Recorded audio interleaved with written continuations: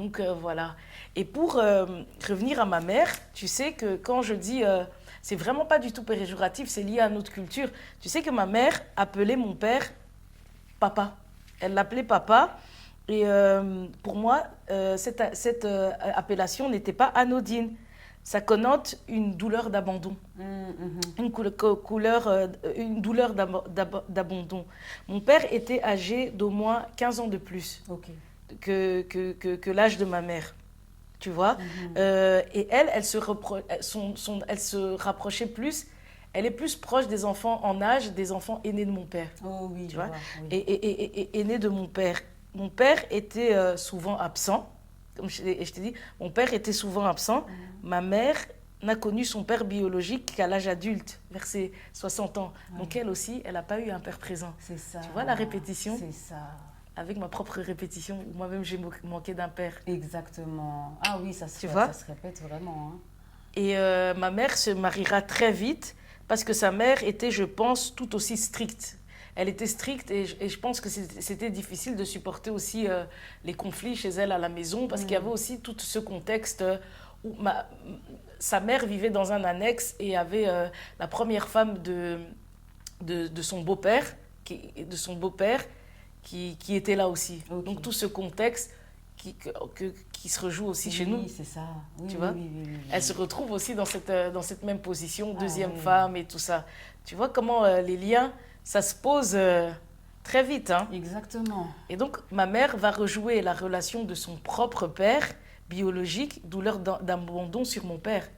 Oui. Sur mon père, parce que c'est un père plus âgé, qu'elle appelle papa, qui est souvent absent. Donc, c'est son histoire qu'elle rejoue. C'est vrai, pareil. Tu vois. Ouais.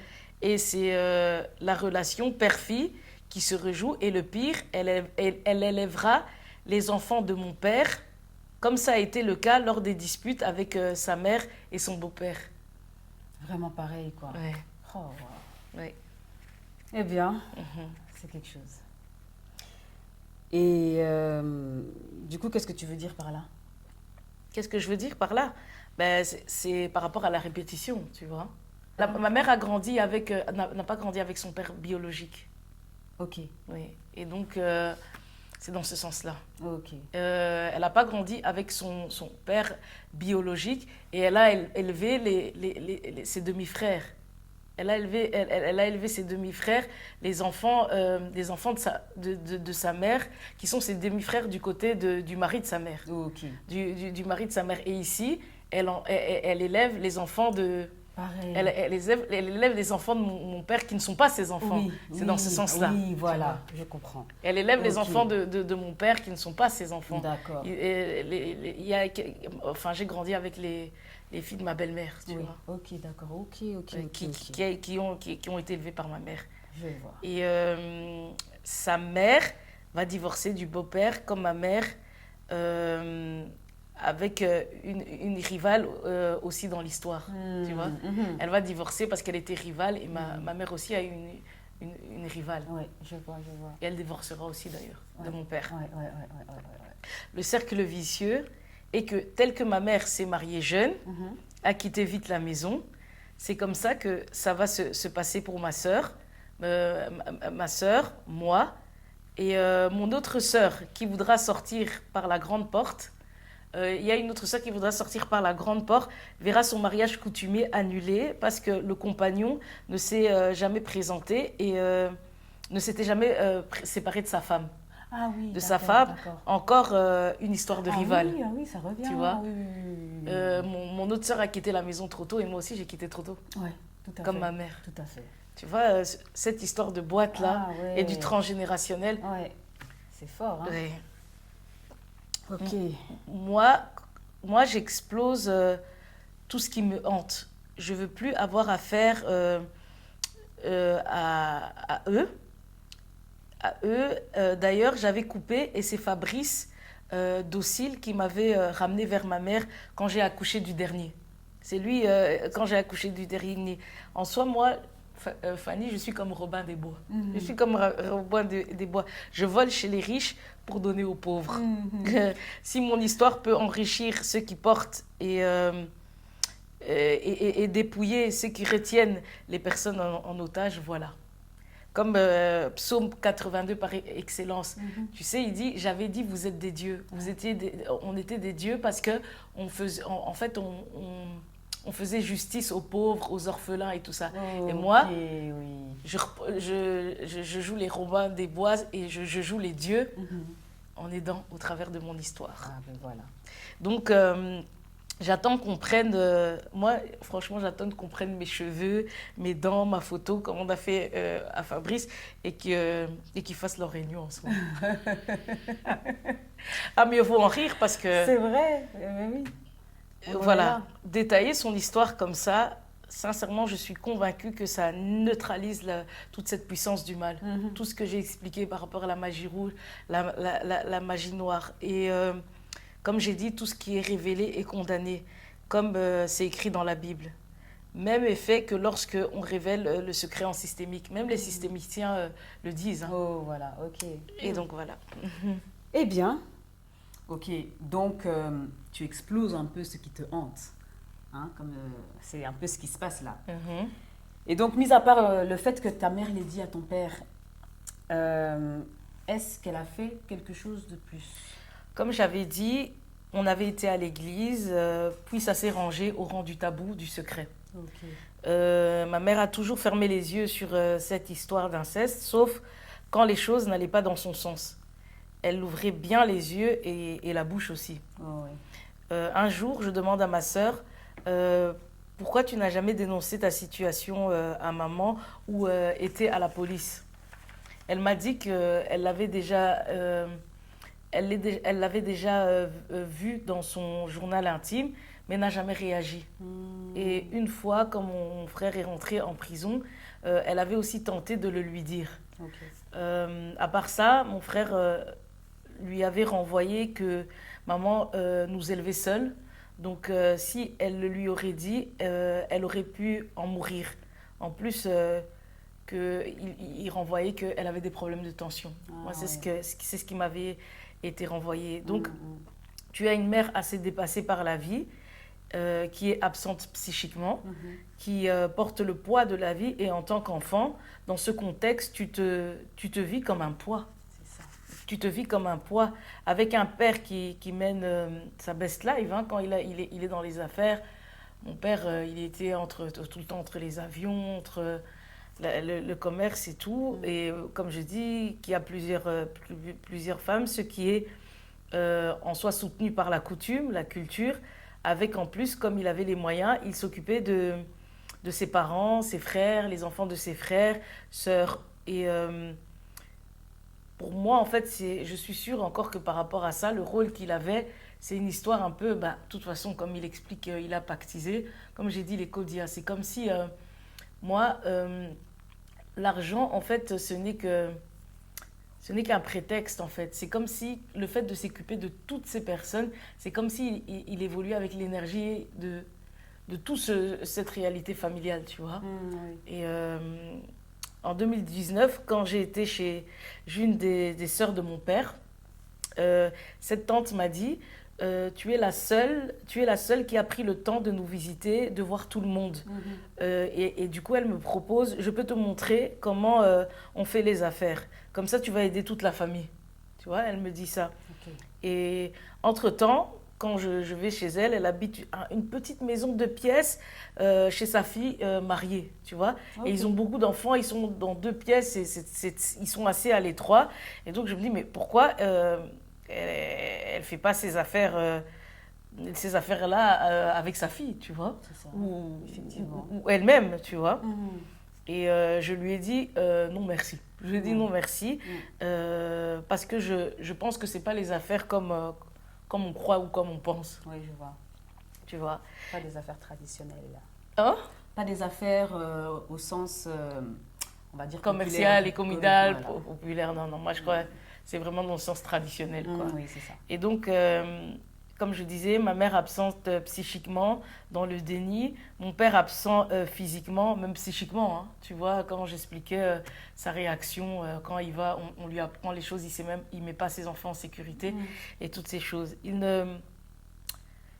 Et par rapport à ça, comme j'ai dit, mon père, il ne connaissait pas nos prénoms. Oui, en plus. Et pour pallier à leur absence, moi je comprends que ma sœur va les porter par le silence. Oui. Par le silence, la douleur de l'abus en hypothéquant son bonheur, sa vie d'enfant. Sa vie d'enfant. Et le déni de ma mère va faire que ma sœur sera hantée par l'abus. Tu vois, voilà. Ce que je suis en train de faire ici, en refaisant l'histoire, je remets à chacun son sac. Donc, faut pas dire que je parle de. Je rends à César ce qui est à César. Parce que toutes ces informations, on me les a données. Oui. Qu'est-ce que j'en fais? Je les redonne. Oui, c'est ça. C'est comme si les générations, déjà, leur génération, il y a un état de sacrifice. On ne peut que continuer dans ce sens-là. Hein. Oui, et du coup, on voit vraiment comment le poids de la culture, des coutumes, eh bien, ça dessert fortement. Et puis, ben, ça rend aussi quasi impossible l'opportunité, justement, d'une vie familiale saine, n'est-ce pas? Dans ce cas de figure, clairement pas. Il y a eu beaucoup de mouvements entre les membres de ma famille à l'époque, entre la Belgique et le Congo. À un moment, mon frère est en Afrique. Quand on vivait dans notre maison à Schaerbeek, lui et ma mère, c'était souvent des disputes où il disait ouais, tu me tapais souvent, tu m'as laissé en Afrique, pourquoi tu ouvres mon courrier et tout ça. C'était tout le temps des disputes avec ce frère. Parce que petit, voilà, il a fait une grande période sans vivre avec ma mère. J'avais dit qu'il vivait avec... il a vécu avec ma belle-mère, tu vois. Ok. Et ma mère est revenue la deuxième fois en Belgique et s'est installée définitivement suite au décès de sa fille de 9 mois, morte d'une malaria. Oh, d'accord. Et le jour où elle est décédée, sa belle-mère, donc qui est la mère de mon père, ma grand-mère, a pris l'enfant et ne lui a jamais dit ce qu'elle en avait fait. Oh. Jusqu'aujourd'hui, tu vois. C'est dur, ça. Des attitudes qui sont très graves à mes yeux. C'est limite condamnable. C'est limite condamnable. Ma sœur, qui viendra juste après la défunte, naîtra à la date d'anniversaire de la mort de la défunte. Ah ouais.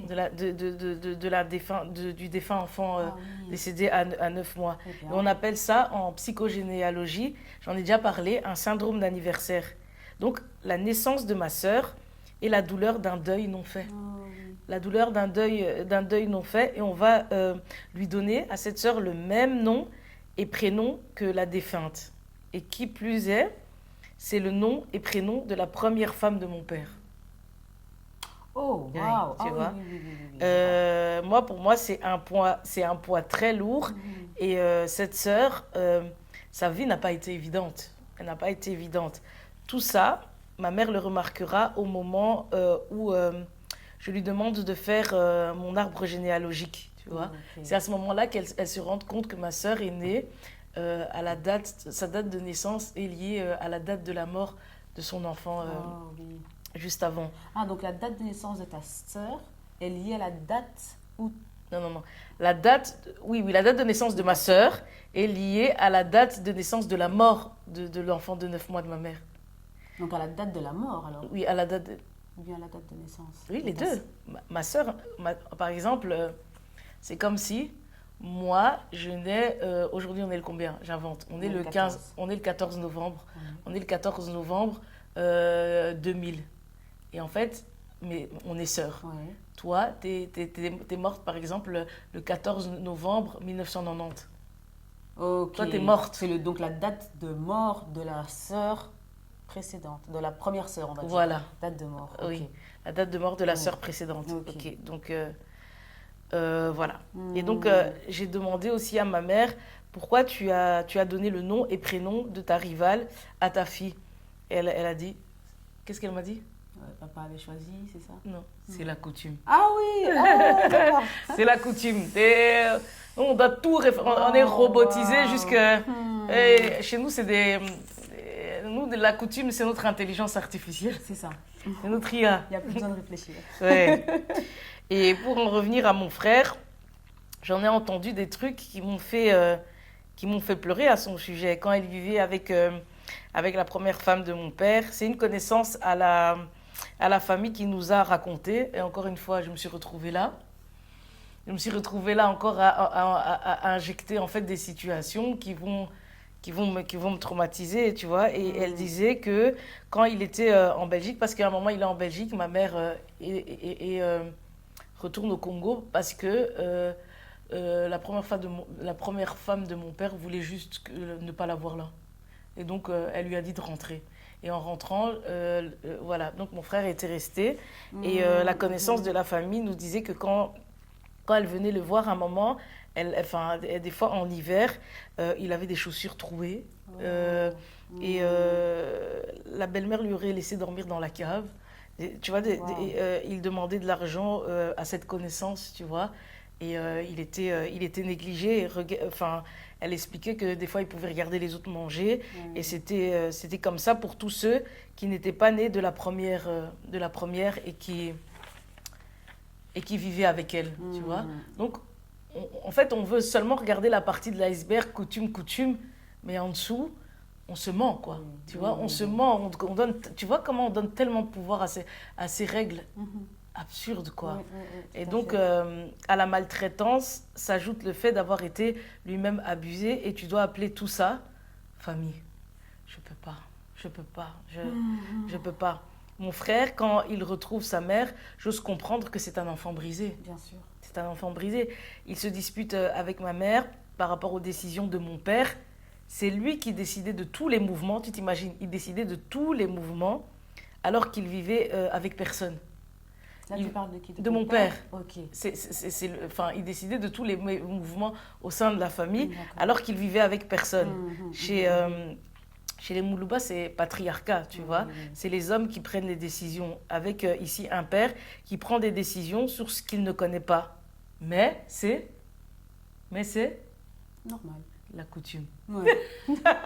La coutume et la normalité. Coutume, voilà. Ma mère a aussi élevé quelques enfants de mon père, comme je disais. Est-ce qu'ils étaient heureux? Je ne pense pas, tu vois. Je ne savais, en soi, je ne savais même pas qu'on était demi-frères. Je l'ai appris beaucoup plus tard par un enfant de sa première femme à nouveau que... Voilà. Et tout ça, c'est que des énergies de haine qui circulent au nom de la culture. Tu vois comment cette culture, elle génère plein de choses et qu'on accepte et qu'on accepte. Non, tu vois. Ouais. Et tout ça nous installe dans une pièce, une sorte de pièce de théâtre, un rôle où tu ne peux être qu'enfermé à vie, quoi. Tu vois. C'est ça. Et quand la première femme est venue vivre en Europe pour s'y installer, définitivement à son tour, ça a tout chamboulé dans le fonctionnement familial d'Europe. Fonctionnement familial d'Europe. Et un jeu de rivalité a commencé à s'installer progressivement entre les enfants. Les parents vont faire activement participer leurs enfants dans leur histoire de rivalité, cette polygamie. Ouais. Et en systémique, on dit que le couple met les enfants dans leur lit. Ok. Ici, on est dans un couple de polygame qui nous met dedans, tu vois. Je me rappelle du moment où je t'ai dit, je pense que mes sœurs avaient déliré pendant quelques jours, tu vois. Après une convention à l'étranger, comme j'ai expliqué ici.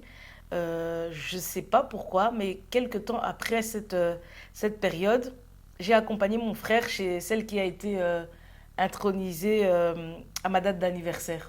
Je l'accompagne. À un moment, ils se disputent et mon frère qui lui dit « Okanisi na bosani bailoko bosala kingate », tu vois.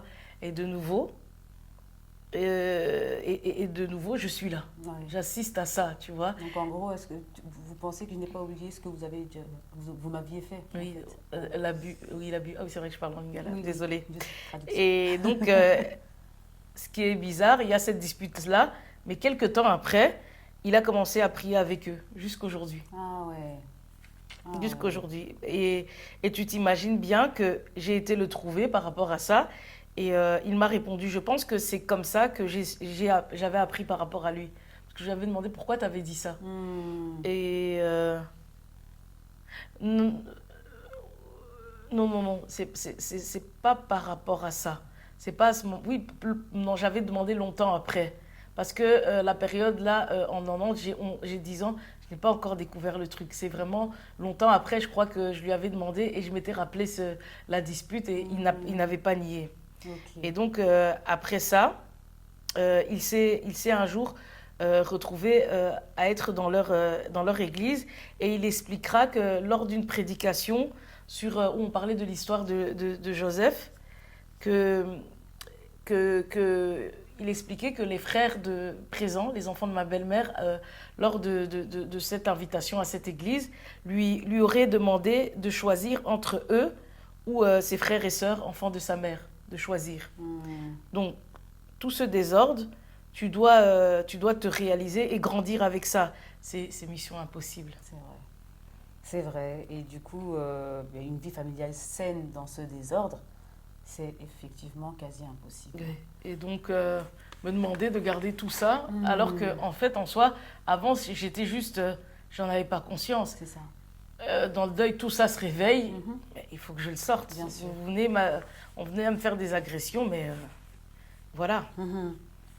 Et du coup, de quelle manière la rivalité va ramener les enfants dans le lit conjugal, comme tu disais, qui est la polygamie? Déjà, je ne sais pas si c'est en 96 ou 97, quand mon père reviendra du Congo, ses filles aînées iront le prendre à l'aéroport et ramèneront directement ses valises chez leur mère, la première femme, tu vois. Souvent, parce que souvent, il dormait chez nous et allait quelques jours chez la première, puis revenait. Et moi, je crois que c'est sûrement par habitude, comme ma mère était en Belgique et l'autre en Afrique, tu vois. Donc, c'était réparti de manière à ce qu'il avait ses habitudes en fonction du pays. Moi, je me dis que c'était ça. Donc, voilà. Et donc, le fait de faire tout ça comme ça ramène les enfants dans le lit. En fait, le ramener dans le lit, c'est une image, c'est une façon de dire que, en fait, il nous mêle à leur relation. Parce que regarde, pourquoi en fait la belle-mère ne va pas lui-même le chercher à l'aéroport et lui demander de venir? Pourquoi elle investit les enfants de le faire? Ça. Tu comprends? Pourquoi vous investissez? En fait, il y a une hiérarchie. Il y a les parents et puis il y a les enfants. Il ne faut pas mélanger. C'est comme si on était tous au même niveau. Oui, tu vois? Okay. Et comme je dis... Donc tous dans le lit conjugal, en fait. Voilà. Au décès du mari d'une de mes sœurs, ma belle-mère avait enfermé mon père dans la chambre, parce que le deuil s'était fait chez elle à la maison. Donc elle avait enfermé mon père dans la chambre à clé et on ne pouvait pas aller le voir. On ne pouvait pas aller le voir.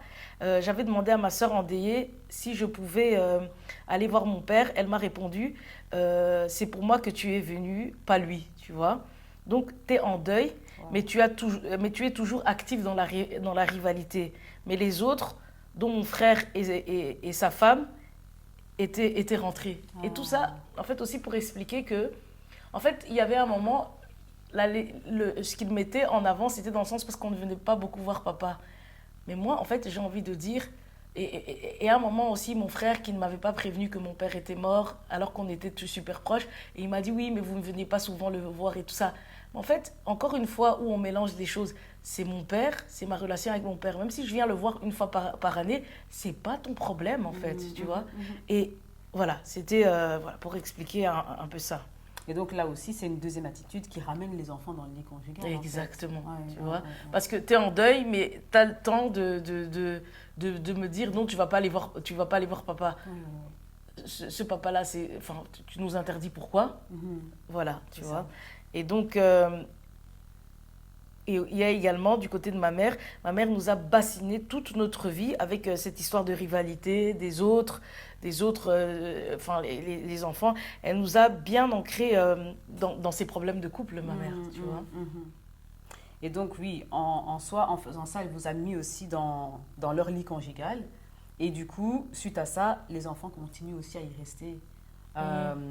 Et à perpétuer justement ce genre de comportement. Oui, quoi. Sans s'en rendre compte, comme j'ai dit progressivement, on était en train de nous enfermer dans l'histoire de cette polygamie. Et je disais, il y a l'inceste, il y a l'argent, mais la polygamie aussi, il y a un esprit, tu vois. Et ma sœur avait mis mon père à genoux Elle avait mis mon père à genoux. Mon père avait en plus tapé ma mère ce jour-là devant ses filles. Devant ses filles. Tu vois comment les trucs sont mélangés, tu vois. Devant ses filles, c'était le jour où, comme j'avais dit, où ma sœur pasteur avait eu des révélations et qu'elles sont venues chez nous vers minuit, tu vois, comme j'expliquais, tu vois. Et à un moment, quand mon frère a chuté et qu'il vivait avec nous, quand mon père a chuté et qu'il vivait avec nous, on se mettait contre lui en prenant parti pour ma mère. Tu vois, encore un fonctionnement. Et quand ma mère s'est mise avec quelqu'un d'autre, elle s'est séparée de mon père, on était tous sous le choc. Mon père avait envoyé mon frère pour menacer le compagnon de ma mère. Et c'est là que le sort du cas va se jouer. Oh, d'accord. C'est là que le sort du cas va se jouer. Et donc, si tu es hanté par la douleur, l'histoire de tes contemporains, parce qu'ici, c'est que des personnes vivantes. Bon, mon père est décédé aujourd'hui, mais voilà. Impossible d'avoir accès à ta propre vie, avec tout ça, à ta propre vie. Et les enfants se sont tous laissés hanter par ce jeu de rivalité, qui est lié, comme j'ai dit, à la polygamie. Un esprit, selon moi, qui nous a retenus. Tu vois. Ouais, je vois. Et le poids de l'inceste souligne aussi, comme j'ai dit, ce désordre, une sexualité chez les enfants qui est l'attribut d'un couple. Et la polygamie égale inceste aussi avec, comme tu vois, la polygamie, mais on retrouve aussi dans ce truc inceste où il y a l'inceste avec plusieurs sœurs. Oui, c'est ça. Frères et sœurs. C'est ça. Non, c'est trop, tu vois. Et quelque part aussi, étant hanté par ce jeu de rivalité, c'est impossible aussi pour vous, les enfants, d'avoir accès à votre propre vie tant que vous continuez d'alimenter cette rivalité, justement, par vos Exactement. Tu ne peux pas occuper deux rôles à la fois. C'est ça. Voilà. Ouais. Et tu vois comment les esprits se mettent en place. Il y a une logique.